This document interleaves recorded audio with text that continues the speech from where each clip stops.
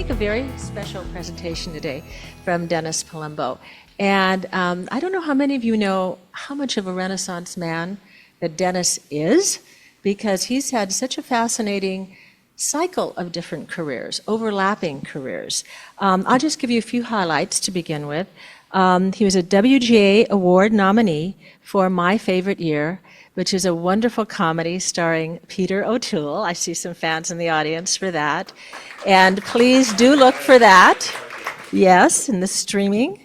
Dennis is also an esteemed, highly respected psychotherapist, a columnist for the Psychotherapy Networker, and has also written for a number of clinical journals.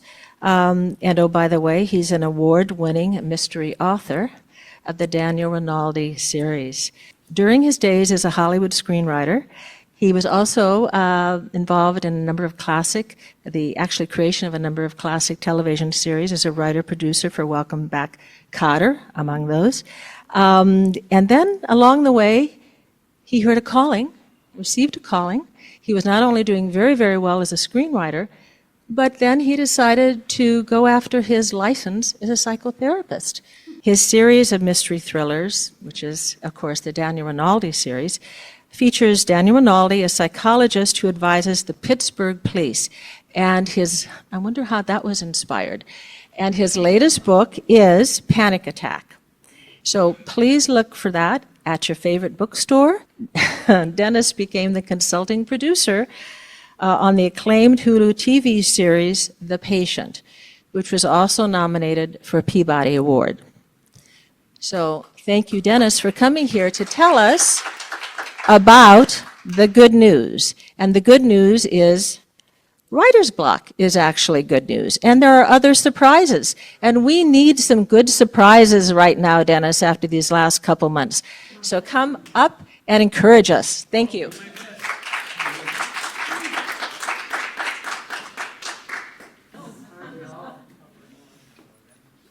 Funny, the first week after the election, all my patients came in so unhappy. Oh, I wish you would have said something funny while I'm standing here. Yeah, and so aggrieved, And I finally said to one of them, look, I think we just have to be like what Candide advised, tend your own garden.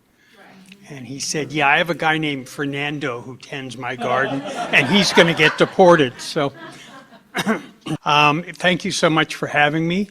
As has been noted, I am a former TV and film writer.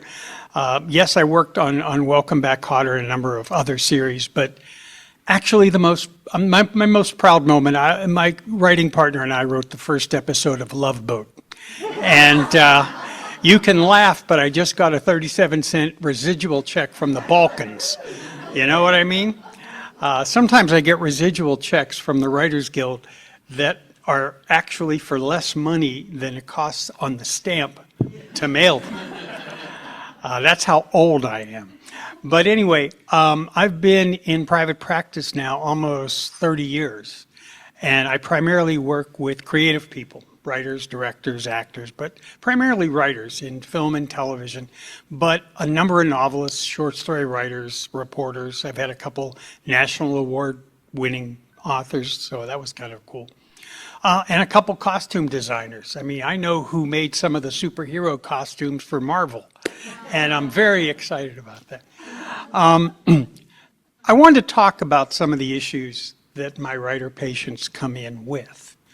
And I think primarily I would say it's writer's block and procrastination. And I suspect none of you ever struggle with those. So I hope you'll just, listen to me because I'm a nice guy, but this won't apply to you. But one of the things I've been struck by over the years is the way in which we conceptualize writer's block. First of all, entirely in negative terms. Usually it's we're beating our head against the wall, or we're slogging through the mud, or something like, or we're tied up in ropes. I've had so many patients describe the way they feel when they're blocked. And I've come to see writer's block in a different kind of way. First of all, I think everyone needs to hear this basic fact, which is that writing is hard. And the more you work, the harder it gets because your skill set goes up, which means your expectations for yourself go. I remember so clearly about halfway through my screenwriting career, my agent said, well, it's getting easier now, isn't it? And I said, no, to write a good screenplay, it's getting harder.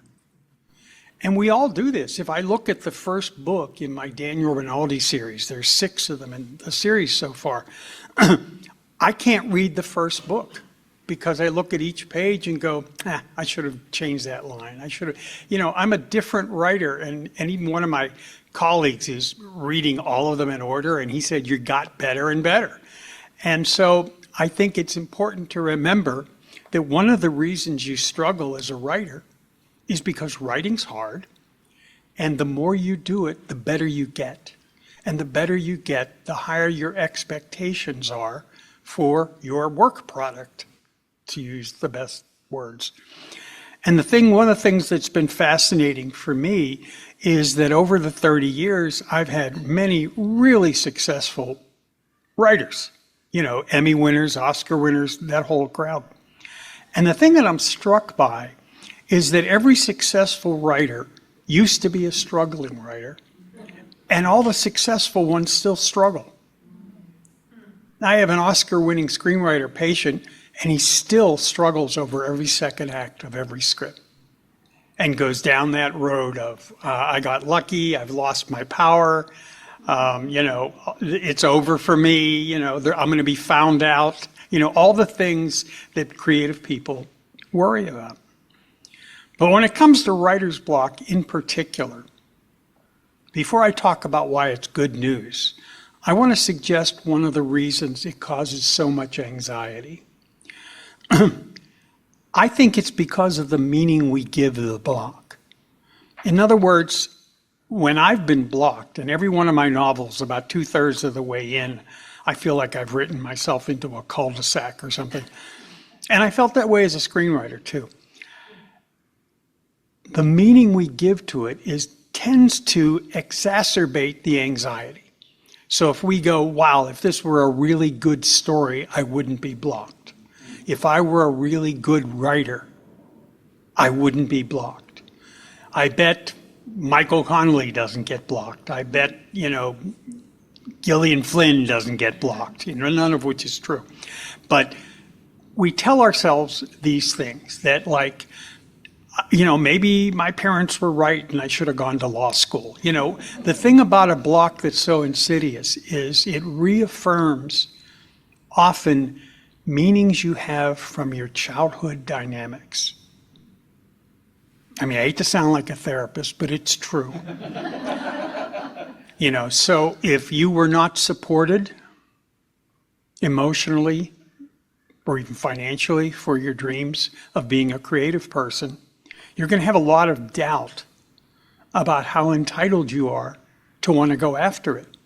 I remember way back in Pittsburgh, I didn't know any writers. I wanted to be a writer. I didn't know any. It wasn't until I went to Pitt and met some other people in the writing classes. Oh, this guy wants to be a writer too. Because, I come from a blue-collar family and there were no writers. And I was the first grandchild, actually, to go to college. The oldest of 9 grandchildren. And, at that time, the options for someone going to college were doctor, lawyer, or engineer. Fallback position was priest, but I wasn't interested in that.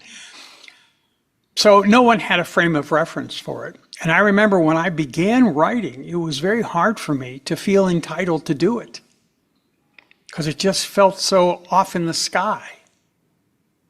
And then, like all of us, I read people I really admired, and all I thought was, I'm not as good as them. And one of the things that's been so fascinating about my practice is how many writers feel this way, regardless of their level of success. I remember when the patient of mine, the first one who won an Oscar for Best Screenplay, and I said, congratulations. He said, yeah, but I'm no Billy Wilder. And my feeling is Billy Wilder had that job. That job's been taken. But I hear it all the time. People go, oh, I'm, no John Fowles, or, I'm no Carson McCullers, whatever they admire, they tell themselves they're not. And they aren't. They're them. But it's very hard to hold on to that. So I want you to think about the times you have been blocked and what meaning you have given it. What does being blocked say about you? Now, my argument would be it doesn't say anything about you. It reaffirms the fact that writing is hard, and writing well is also really hard. More importantly, and this is the crazy part, I think writer's block is good news. And here's why. If you've ever read the biography of artists you admire, whether they're musicians or painters or sculptors or writers or whatever they are, they always have 4 or 5 periods in their career where their work goes fallow, or it's very repetitive, or they even stop doing it. And then all of a sudden there's a big spurt, big kind of creative spurt.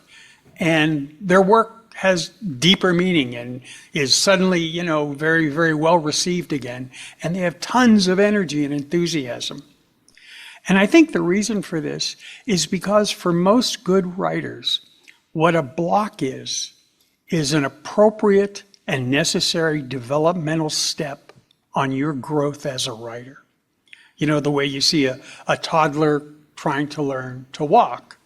They get up, they fall down, they grab a chair, they grab your leg, until they master the developmental step of walking.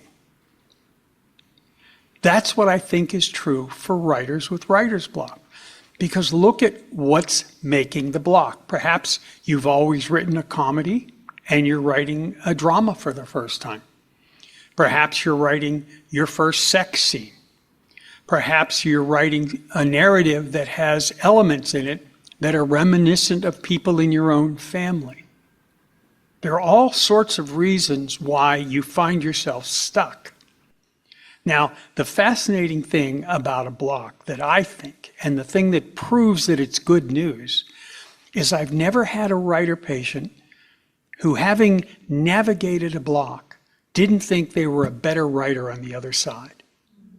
If you think about it, when you've struggled, when you've had a block, and you manage to work it through, don't you feel like you're a better writer on the other side? Because you are. You've done that natural and appropriate and necessary developmental step in your growth as a writer.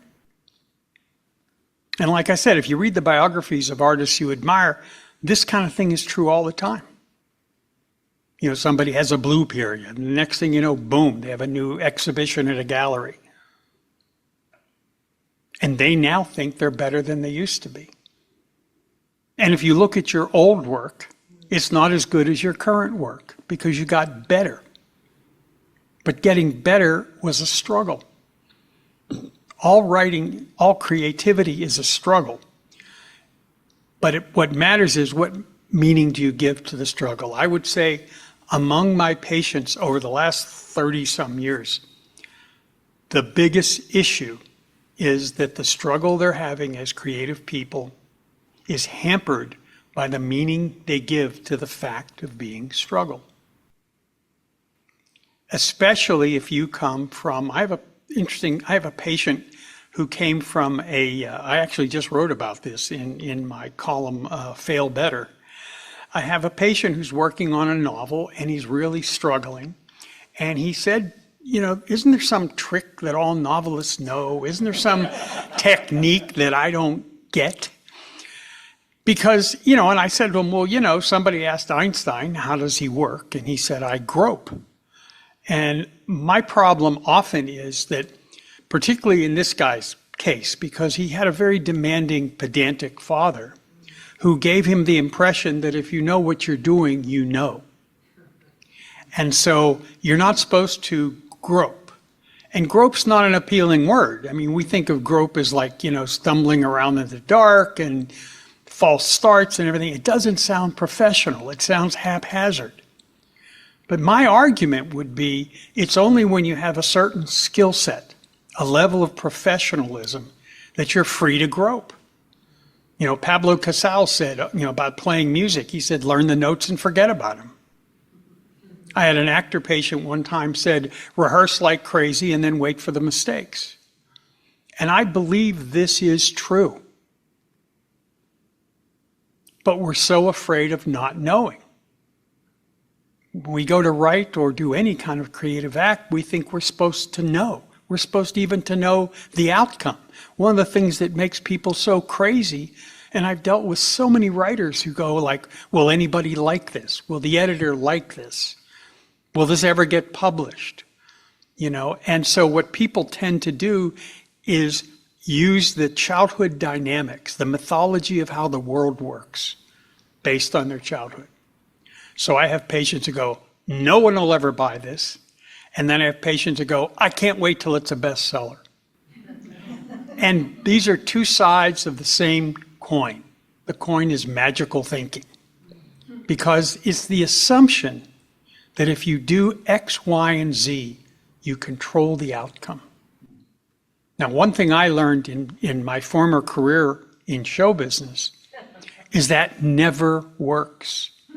You can put 2 or 3 of the most well-regarded, famous actors or actresses in a movie, and it dies. And then you could come out with a film no one's ever heard of until a minute ago, and all of a sudden, boom, you've got Little Miss Sunshine. So the reality is nobody knows anything, like William Goldman said. And it's important to remember that the number one audience for you as a reader is you. The way I always put it is keep giving them you until you is what they want. So many times people have said to me, well, I had this happen actually when the Da Vinci Code came out. I had a couple patients say, well, my rep said I should write something like the Da Vinci Code. And I said, by the time you write it, and it got to the publishers in New York, there have already 500 manuscripts that are like the Da Vinci Code, and that trend will pass. Because, see, if you follow trends, you're not following your own heart. And trends were started by people who did that. That's the most important thing to remember. When someone says, gee, that play is very Kafkaesque. Yeah, that's because Kafka started that. And so I think it's really important when you're working with writer's block, if you feel yourself blocked, to ask yourself 2 questions. Number 1, what meaning do I give to being blocked? I guarantee you this is the larger cause of your anxiety. What meaning do I give to being blocked? Does it mean I'm not a good writer? Or that this story is a bad idea? Or, yeah, I can write short stories, but boy, I try to write a novel, I'm screwed, The second thing to ask yourself is, does the material represent you moving away from the tried and true that you've always written? One of the reasons we write the same kind of thing over and over again is we get in a groove. My Daniel Rinaldi books are first person. He's a psychologist and trauma expert. He consults with the Pittsburgh police, and his job is to treat victims of violent crime, people who've been traumatized. Well, after 6 books, I know that groove. And so I've been toying with the idea, well, maybe I'll write a book about a female police chief in a small town in Pennsylvania. And I go, I don't know how to write that book. I know how to write this book, but I don't know about how to write that book. And who do I think I am to have a female protagonist, even though Thomas Perry does a great job with Jane Whitefield. And so all that stuff comes up, and it doesn't matter that I've been writing successfully for over 50 years. People have paid me to write for over 50 years. I'm still as anxious as I ever was. And I think one of the things that's important, I always say this about therapy because people go, well, what's the goal of therapy? And I think the goal of therapy is acceptance. I've been on and off in therapy for 30 years, and I am as neurotic and insecure as I ever was. I just don't hassle myself about it so much. I'm wondering how I'm doing now. That never goes away. The only difference is I go, well, of course you're wondering how you're doing now, because if I didn't get straight A's, I got crap from my parents. So I know what it's like to worry about whether you're on your A game all the time. And so since none of us ever are, which is the danger of perfectionism, perfectionism, the most dangerous thing about it is that it's about withholding shame. If I'm perfect, there's nothing you can shame me for. Which brings me to procrastination. None of you struggle with that either, I'm sure. In my experience, this is a big, there's no one size fits all for any issue that a creative person struggles with. And there are many. Everyone knows writer's block and procrastination, but there's also fear of failure, there's also anxiety, there's depression, there's a feeling that if you are in a family, you are a partner to someone or have children, you have a financial responsibility to do something that makes sense and makes money. There's lots of pressure on someone who's trying to be creative. And one of the fallback positions is perfection. If I can write the perfect novel, the perfect short story, the perfect screenplay, everyone will love it, and it will justify my desire to have done it. One of the things I see as most insidious for writers is needing the justification for their having wanted to do it.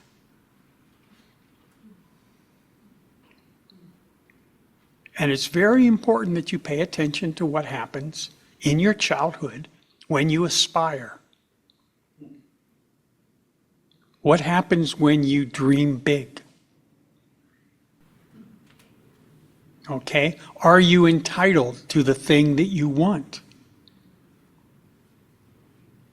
I remember so clearly I was in 8th grade and I won 3rd prize in the Western Pennsylvania Poetry Forum. And my grandmother said, "So you didn't win 1st prize?" That's what I grew up with. And so you carry that into Hollywood.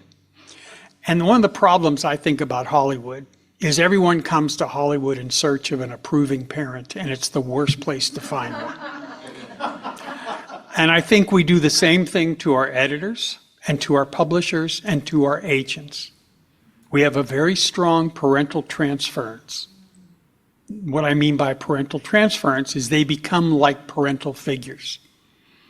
I can't tell you how many writers worry that their agent isn't going to like what they're working on. And their agent is going to be the person to whom they hand in their homework and either get an A or not. And so in a very brutal marketplace, which Hollywood is and publishing has become, the editors now, there aren't any editors that are like Maxwell Perkins out there. They're all called acquisition editors now. I know April Smith and her first book, North of Montana, when it was bought, the editor said, "We love this book, but the whole 3rd needs to be rewritten, so can we talk about that?" That would never happen today. There's not enough people at the house to do it. They would never take the time to work with you on the 3rd act. That just wouldn't happen. They want to buy the book and then turn it over to a copy editor so that you don't say the word blue too many times. That's kind of what you get. They also have very small staffs who are all overworked, and it's a revolving door. And so it's really important that you struggle against the parental transference you give to your agent or to your editor. And the funny thing is, from their perspective, because I've had both agents and editors as patients, they're not your mother. It's not their job to be your mother. It's not their job to validate your ambition to be a writer or to make you feel good about yourself. I remember with my first agent in show business, I was going through something in my first marriage and I was telling him about it. And he said, "Oh no, don't tell me about it. I'll just use it against you in 6 months." At least he was honest. So, procrastination. This is wedded to writer's block because procrastination usually also has its roots in meaning. Most of the time, and again, there's not one size fits all, but most of the time, procrastination is birthed in a fear of shameful self-exposure. Now think about that. A fear of shameful self-exposure. And not just to whoever's going to read it, to yourself, your own ambition and what you think it's going to be like, and then all of your beta readers, and then your family, and then when you go out into the marketplace. And so one of the ways that you avoid that shameful self-exposure is to procrastinate. And what's insidious about procrastination is you can always find something else to do but write. I know. I remember because I used to be a big procrastinator, and I remember being in Dutton's bookstore down in San Vicente, and I swear to God, I'd be walking around there, and Dave Dutton would be looking at me like, shouldn't you be writing? And the thing about procrastination is you always know, even if you're just cataloging your CDs in alphabetical order, you know what you're doing is taking you away from your writing. But you have plausible deniability because your CD collection is a mess. I mean, whether you're washing your car or, organizing your bookshelves or redoing a room, there are 100 things you could be doing that are tasks that you can then tell yourself are reasonable. And what goes along with that is the idea that I can get to my writing when everything else is done. Everything else is never done. You don't want it on your tombstone, here lies Joe Blow, she got everything done. Who cares? The other problem, as Ben Hecht, one of my favorite screenwriters, said, when you're a writer, fun is the enemy.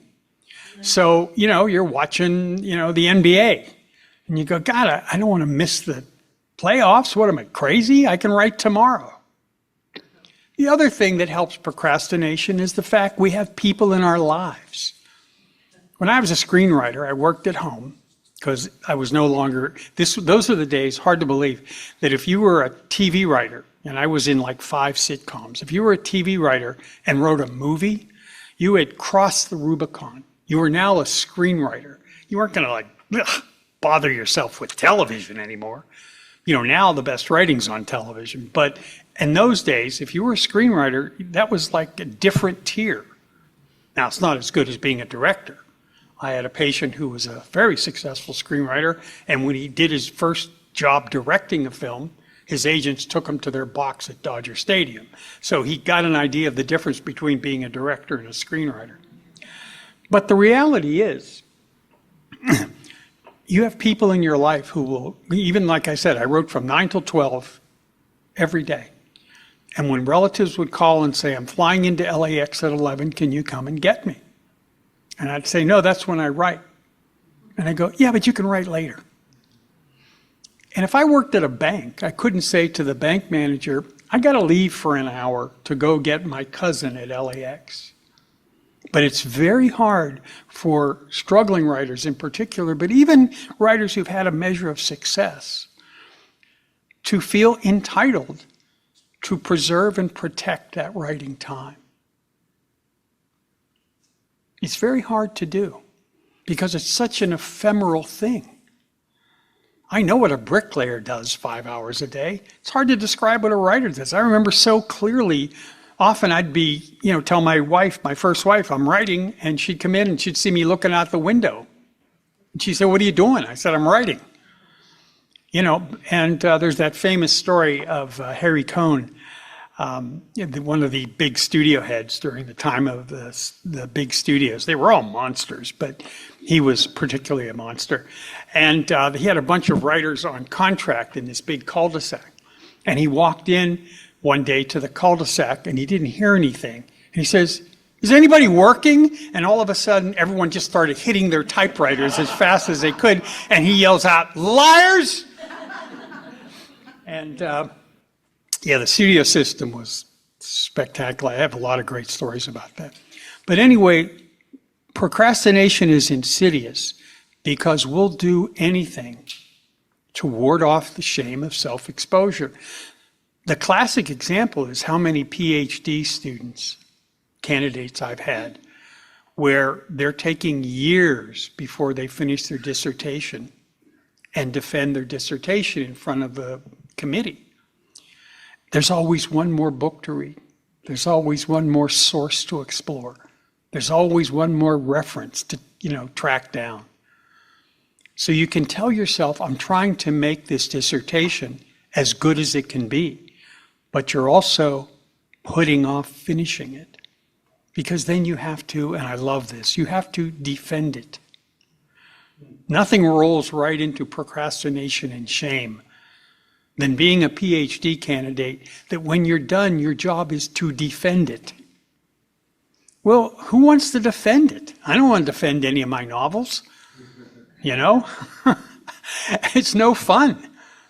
And so I understand why they're putting it off. The problem with procrastination is you're withholding and putting off the shame of exposure, but you are putting yourself into the shame of procrastinating. And what happens is this has a very debilitating effect over time, because then you start with the self-comments, the kind of self-recrimination. Like, God, I'm procrastinating. This thing, I gave myself a deadline.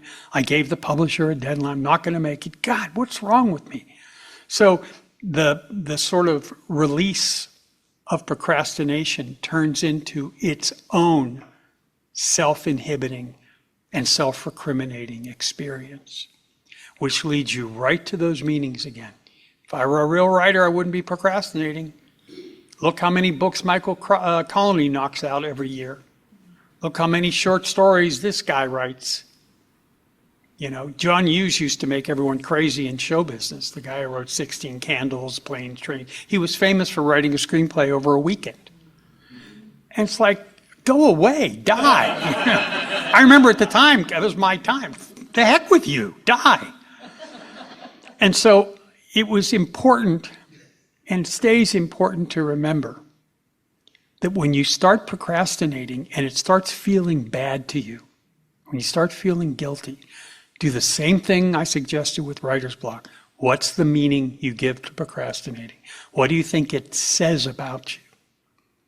And you should do it in the 3-tier section. Like I said, writing's hard. Everything else makes more sense to do. Cooking dinner and, cleaning up your house. Nobody can argue with that. And then lastly, is it because I'm worried about how it will be received? And then we fall into, well, if it's great, then I don't have to worry about how it's received. The problem is some of the greatest books we've ever read were rejected by 20 or 30 houses before they were published. So who knows what great is? Nobody knows. Like William Goldman says, nobody knows anything. It's real important that you remember this, both about writer's block and procrastination. The last thing I want to talk about is something that I think is deadly for writers, and that's inspiration. I remember what's her face. I want to say her name is Mary Bishop, but I think that's wrong. The lady who wrote Harvey. And somebody says, how did you write Harvey? She said, well, I looked up from the breakfast table one morning, and there he was. See, I want to run over people like that with a truck. Because it gives you this horrible idea that you're going to get this great inspiration. And the reality is, inspiration comes from the work. Moravia said, I pray for inspiration, but I sweat at the typewriter 3 hours a day. Peter de Vries, one of my favorite novelists, said, I only write when I'm inspired. So I see to it that I'm inspired every morning at 9 a.m. That's the reality. There is no inspiration. Inspiration is a result of writing. In other words, writing begets writing. Waiting for inspiration begets sitting around Starbucks complaining to a friend that you don't have a new idea. And I think you should go home and start writing about a guy who has no ideas. I really do. I think that's what you should do. Writing begets writing. And one of the things that writers forget is that writing's bidirectional. If you write a sentence, you are simultaneously the reader of that sentence, which sparks what you're going to do next. So you go, Uncle Bob went into the library. No, wait a minute. I did a scene in the library. Uncle Bob goes into the kitchen. Well, if it's the kitchen, how about the teenager's in the kitchen and he's eating something he shouldn't? Uncle Bob finds the teenager in the kitchen eating cookies. That would not have happened if you hadn't written Uncle Bob goes into the library. So the inspiration for that scene came from something that was not inspiring, but it was words. And in the bidirectional aspect, you and the text are co-creating the book or the short story. You're doing it together.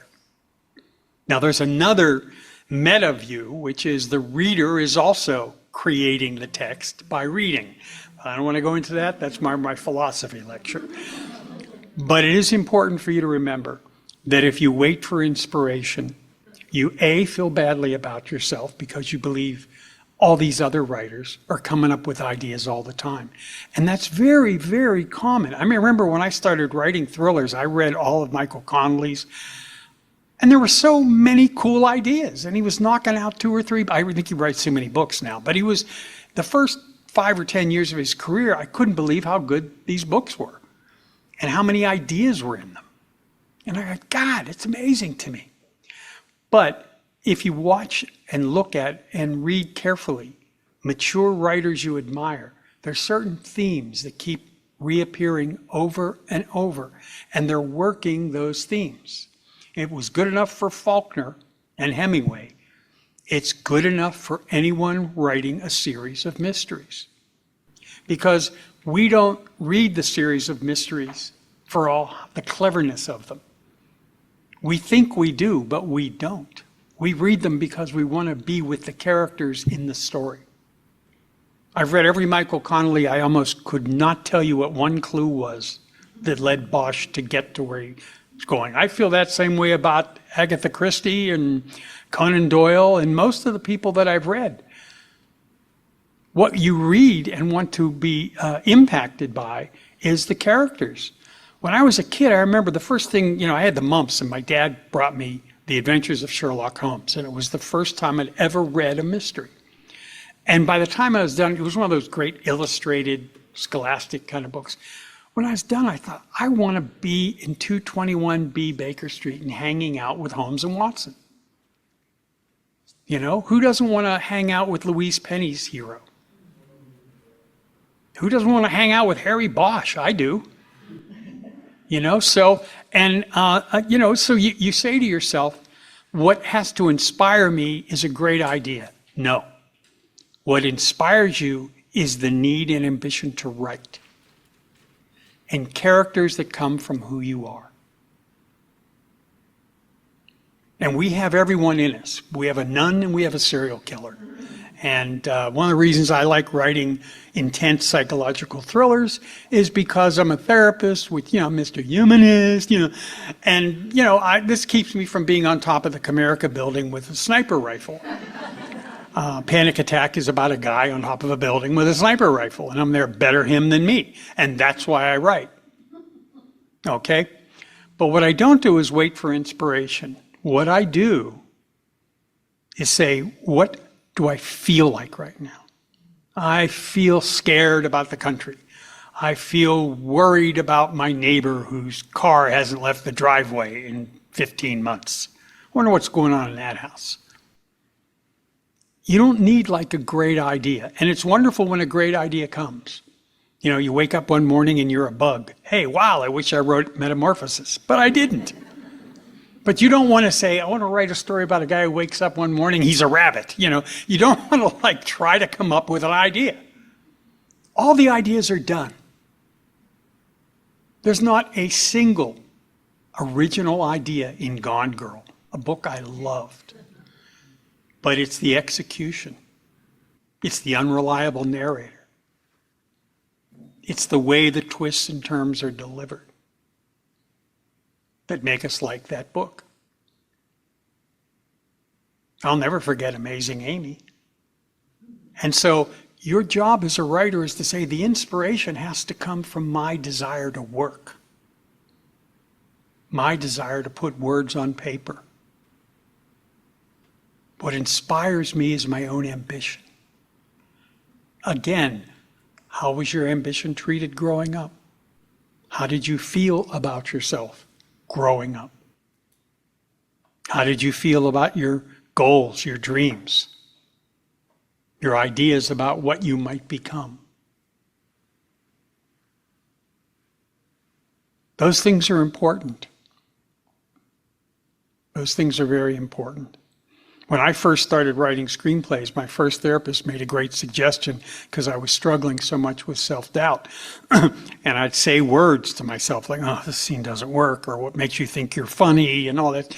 And he had me, and this is before computers. You have to understand, I'm so old.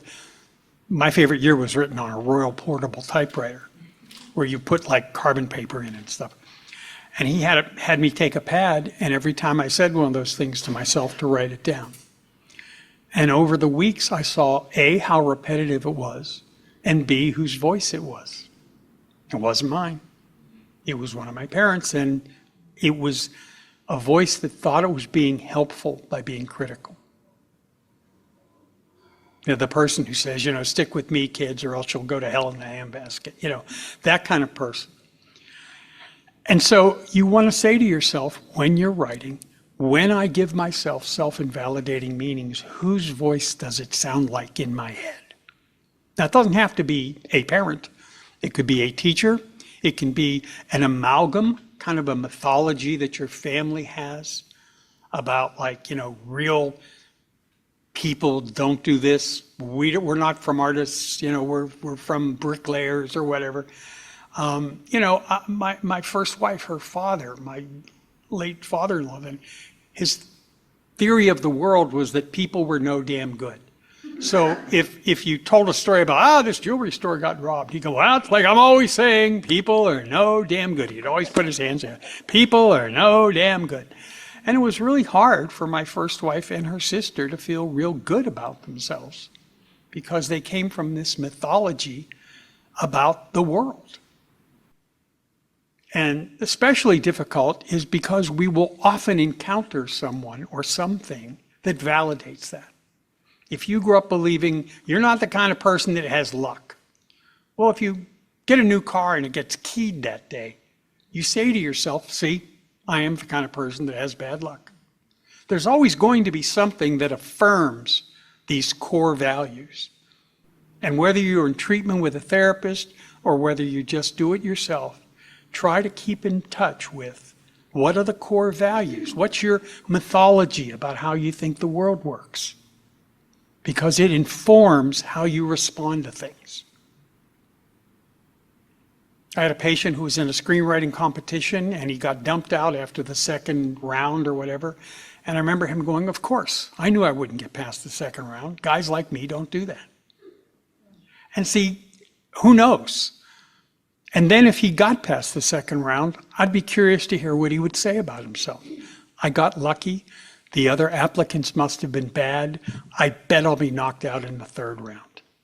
Because we cling to our self-concept. It's our view of what's the world. It's our view of ourselves. That's why we cling to bad habits. We recognize ourselves in them. And so I think it's important, whether you're dealing with writer's block, procrastination, or concern that you're not inspired, that you pay attention to core issues that may be under the surface. Now, before I wrap up and take questions, I want to leave you with one sentence that I think will take years off your spiritual journey and save you thousands of dollars in therapy bills. And the sentence is this: everybody thinks the party's happening somewhere else. And I can tell you, because I've had famous patients who have to sneak in the room with the big hat over their head. Everyone who sees them on TV or on TMZ or reads about them online thinks they're living this fabulous life. They're not. As Jim Carrey said one time, I wish everyone could be rich and famous for one day and see what it's like. Okay? So everybody thinks the party's happening somewhere else. And I have a very stark reminder of that. When I was, years and years ago, there was a woman who had just written a book called The Rape of Nanking. But it was a wonderful, big, best-selling book. She was being interviewed on PBS. She was like in her late 20s. She had just gotten married and had a kid. And I thought to myself, she's done it. She's made it. God, her life, oh my God. There's such a chasm between me and her. 2 years later, she pulled off the road on 101, put a gun in her mouth and left a note that said, I can't do it anymore. So we don't know what the internal struggles of the people that we admire so much. Read the biographies of authors you like. It was no day at the beach for any of them. Just like it's no day at the beach for you. Okay, so the fact that you write is an act of bravery because life is so hard. Okay, now, does anyone have any questions for me about the stuff we've talked about? I had actually the opposite experience. My parents didn't care what I did. They were not, whatever I said I was going to do. I remember once my mother said, oh, big ideas. But that was because I decided I was going to, drive the Alcan Highway or something. And I think in a way, that almost stunted my growth as a writer because I always thought everything I write is just wonderful. And it took me years to say, you're not getting published not because you haven't gotten something, perfect. It's because you're not perfect, and it's because you're not a perfectionist. Mm-hmm. And only when I took a course with a woman who said, and it's the thing that changed my whole life, she said, you have to take yourself seriously as a writer.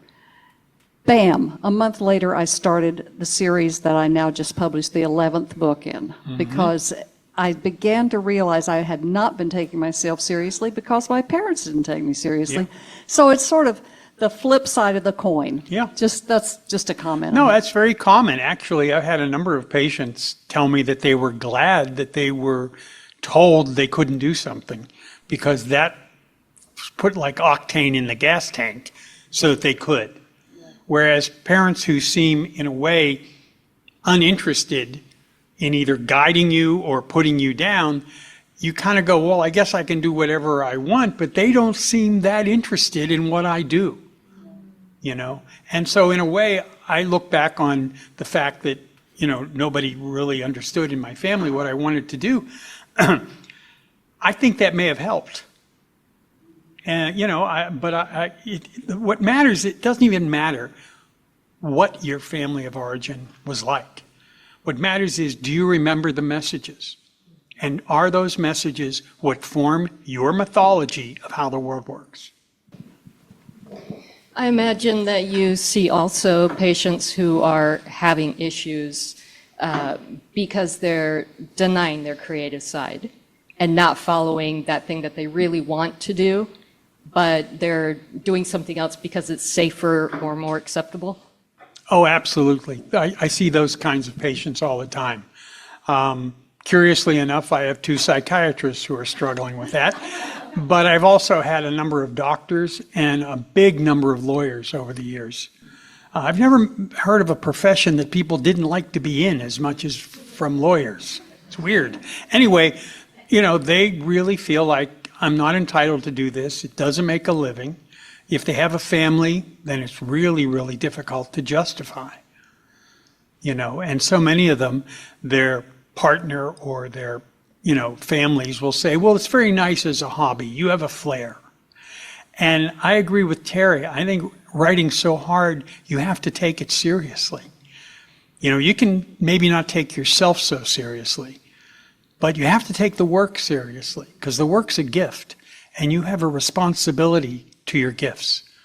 You have a responsibility to your kid and you have a responsibility to your writing skill set. I think, anyway. Okay, I'd like you to talk a little bit more about the bridge between, it might be an invisible bridge, but the bridge between the brutality of the screenwriting business, the Hollywood game, and the current, and you use it, the brutal publishing environment right now. Both worlds are brutal in different ways. Right now, the Hollywood is in turmoil because after the pandemic and 2 very difficult strikes, the business has contracted. So there's much less work. And the work that there is usually reboots or sequels or very well-known IP, which is intellectual property. In fact, the new phrase now is noisy IP. It can't just be intellectual property, it has to be famous intellectual property. That's what's noisy, like the new Harry Potter that HBO is going to do is noisy IP. And so the problem for Hollywood, at least, is that you end up doing a lot of free work. When I pitched My Favorite Year, it was a 1-paragraph memo, and then the deal was made.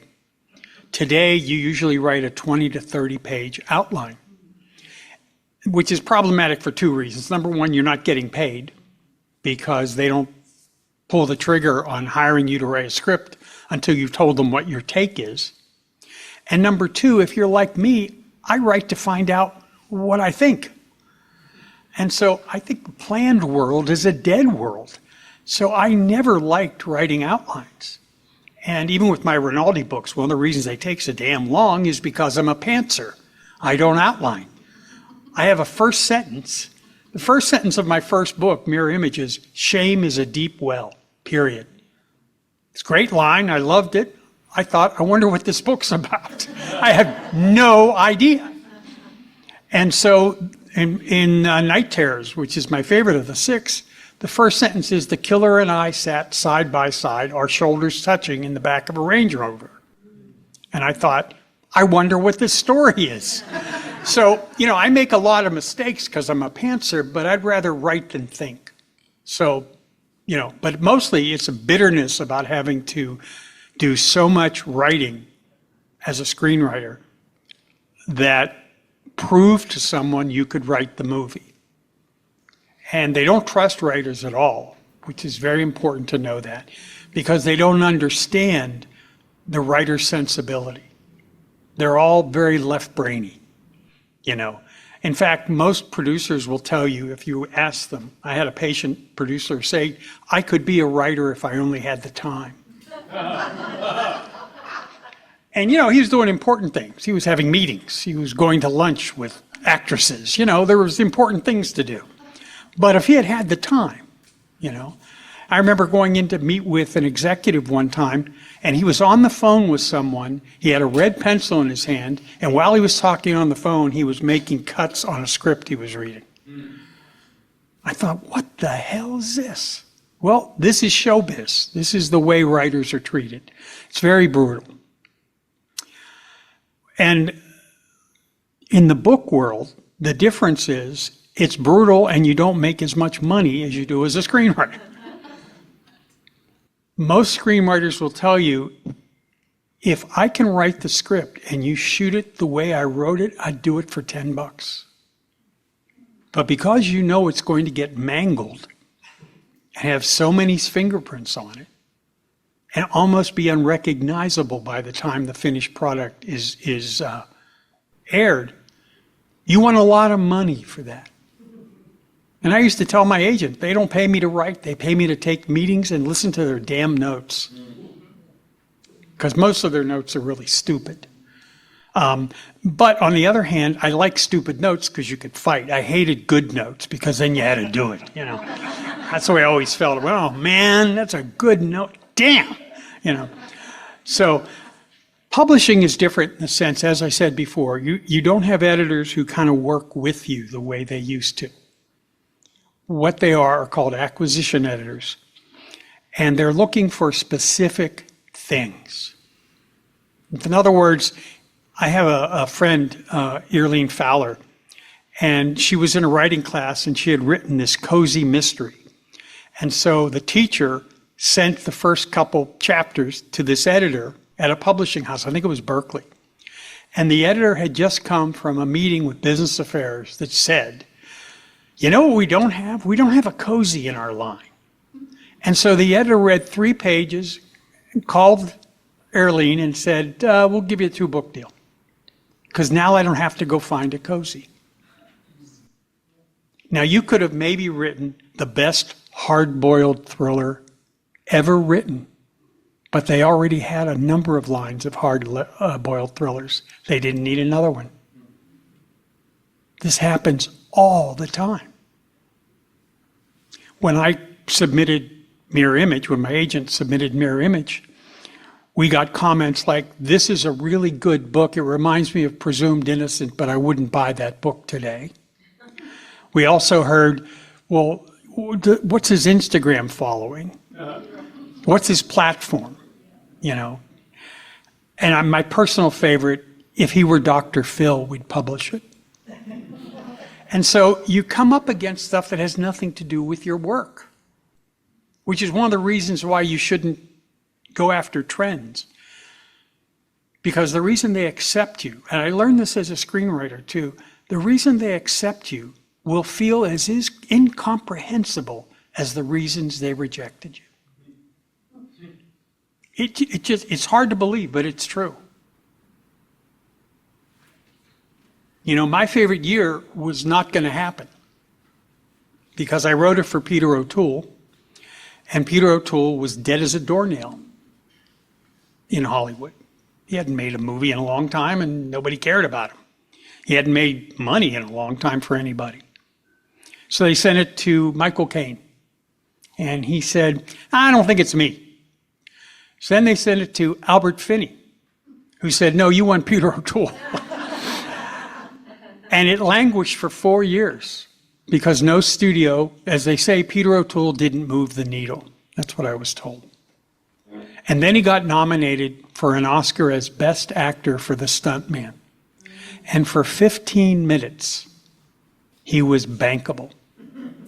You could attach him to something for 15 minutes. And that's how my favorite year got made. If he hadn't gotten the Oscar nomination for Stuntman, that movie would not exist.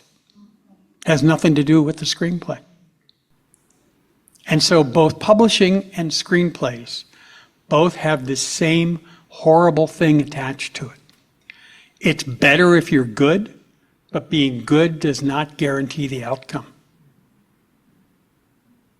But being good guarantees a long career.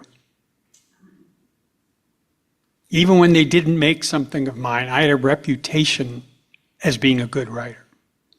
And you want that same thing for you. So yes, being good doesn't guarantee anything because nothing guarantees anything. But being good does guarantee your relationship with your writing self is going to be better, and your reputation as someone who can deliver will just keep growing. Yeah. So Dennis, I do have a question. This deals a little bit with tricks. As a writer, you know, you're sitting there and you get that little evil voice in your shoulders saying, who are you, and so forth. And Terry, I love your analogy of kind of rewriting your history, so that voice is just rebooting it. I'd like to know, what little tricks do you have for kicking that little gremlin off your shoulder so that you can focus back in? And the importance of rewards, no matter how small the successes. Well, let me start with your first question. I have no tricks at all. Okay? I'm not a writing coach. I'm not a life coach. I'm a therapist. So if someone comes in and they're struggling, what I work on is the struggle. I don't say, maybe you should make the uncle her boyfriend. I don't do that. Okay? So I don't know any tricks to make you not have those feelings. Your job, I think, as a patient in therapy and as a person in life, is learn coping skills. Learn how to integrate that. Learn when you hear yourself say, this isn't good enough, I hope another part of you goes, there I am saying that again. Wow, I say that to myself all the time, and it doesn't help. So you want to pay attention. Just make it as simple as this. Any unkind thought you have about yourself as a writer deserves to be challenged. Period. You don't even have to give it any veracity. If it's unkind, it deserves to be challenged. Period. Because who are you to have an opinion about you? Who's anyone else to have an opinion about you? As the Buddha says, the eye cannot see itself. So why don't you just tell yourself, well, this is an unkind thought, and I've had 10 of them today, and I'm done for the day. In terms of small rewards, I'm a big fan of small rewards. Even if you get a rejection notice, one of my patients just had a short story rejected by a literary review, but it said, this is so well written, it just doesn't fit what we're doing, but please send us your next one. She's ecstatic.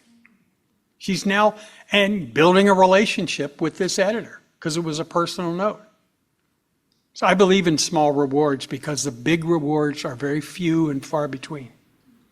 If you have a paying day job and you owe your greatest service and obligation to the team with whom you are working, not to mention supporting your family, and then you are the creative artist as well, you may be being paid for some of your creative work, but then you want to do different kind of creative work, then how do you give to what is the kindness? What is the kind path that you give yourself to give yourself that permission? Right now, for instance, will you be writing tomorrow? Probably, if I feel like it. If you feel like it, are you waiting for the inspiration, or No. did you purposely book your clients so that you knew you could write No. between 3 and 5? No, that's not how it works for me. So tell us more about your process, My please. process is I write at lunch, and about halfway through the novel, I start writing on the weekends.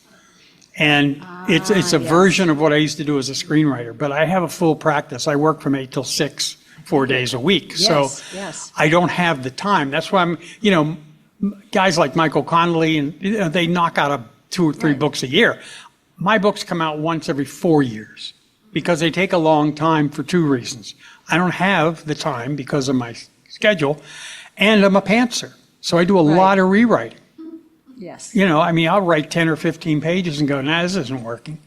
But I never throw those pages out because I always find a use for like a line of description or a line of dialogue that I can use. I'm very blue collar. No work is wasted, the way I look at it. Right. Thank you. Any other comments or questions or Someone in the back? Microphone? insults, anything? I do want to say to you, I think the greatest therapists are great listeners. And certainly I felt like I wanted to listen to every word you said because I could tell it was so well informed by how you have sharing your experience and listening to your clients. So thank you so much for that, Dennis. Thank you very much. Thank My you. pleasure. Thank you, Dennis. This is really great. Thank you.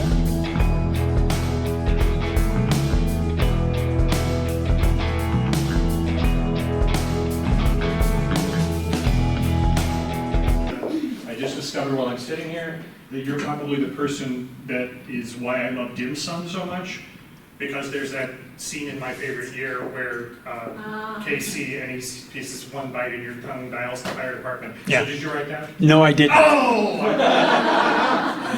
The problem with My Favorite Year is while I wrote 60% of it, everyone's favorite line was ad-libbed on set, which is, I'm not an actor, I'm a movie star. Yeah.